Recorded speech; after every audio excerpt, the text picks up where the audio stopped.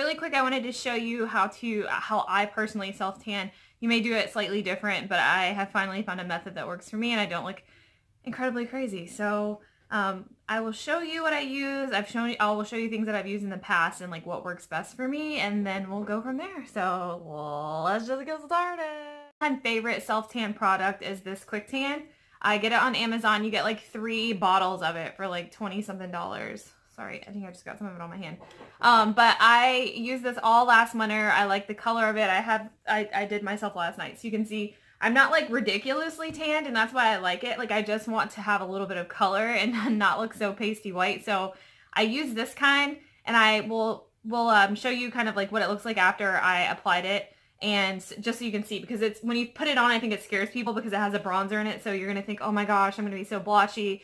And it's not like that. So you spray it on after you get out of the shower, and basically I don't go anywhere for like 6 hours. So yesterday I got home at 4 and I got in the shower. I exfoliated really well. Make sure you have some sort of scrub, and after you shave, make sure you scrub everything really, really good with an exfoliator. I use the I forget what it's called, the kind, but I use it in the shower before I do this.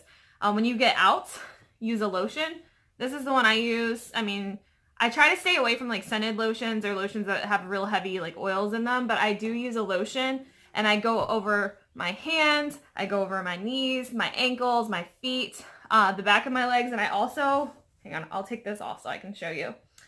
I'm like half naked, but you can see my tan. I put it in the cracks of my arms here because they get really, really dark if I don't. So like most of like the cracks in my body, and I also do my armpits so they don't look like really dark, because that will happen. So just take a lotion when you get out of the shower and just put it basically on all of your joints, so your elbows, your knees, your ankles, your feet, your hands, all of that stuff, and let it dry. Once it does that, I just shake this up really, really good, and then I spray myself with it, and I kind of let it dry down. And then this thing looks really gross because I just used it yesterday. I need to wash it. But you can get one of these on Amazon. It's just it's a self-tanner mitt. And I take it and just go over areas that I need to like rub it in really good and make sure that the color gets in. You're going to look a little blotchy, and I'll put that video on here after I kind of explain everything. But basically I sprayed myself at 4 yesterday. I sat down to edit pictures. I do wedding photography and stuff, in case you didn't know. But I sat down to edit pictures, and before I went to bed, I just jumped in the shower with the shower cap really quick and just like sprayed myself off. And that gets the bronzer off, and it leaves you with this nice glow that I have. So you can see everything looks really even. I did my face also. And when you do your face, I recommend using one of these Kabuki brushes. This is an e.l.f. one I got from Walmart. But I just spray my face, and then I just take it and kind of evenly distribute it, and I do put it on my ears. You might want to put it on your ears so you're going to have like a really dark face and white ears. But that's sort of the process, and it's super easy. I mean, I would say if you have someone that can do your back for you, definitely let them. I was able to get my entire back without missing spots, but it was a struggle. Usually when my husband's home, I'll just have him put this mitt on and just sort of rub it into my back. But that being said, I like a spray, and like I said, this is cheap, and you can get like 3 of them for like 20 bucks on Amazon. So I personally like this kind. I have tried the mousse, so I got this Jergens mousse kind, and I tried it. It's okay. I'm just not a big fan of it. And I even got the Saint-Tropez kind, and it's not bad. I just think it's super messy, and it doesn't develop as fast as the spray that I use. So that's why I like the spray the best. But most everything I have here you can get at Walmart or Amazon, and it's just nice in the wintertime when you're feeling a little pasty and a little pale to occasionally give yourself a little tan. So hopefully this is helpful. I'm going to get into the video just to kind of show you what things look like, and then I'll come back and we'll end.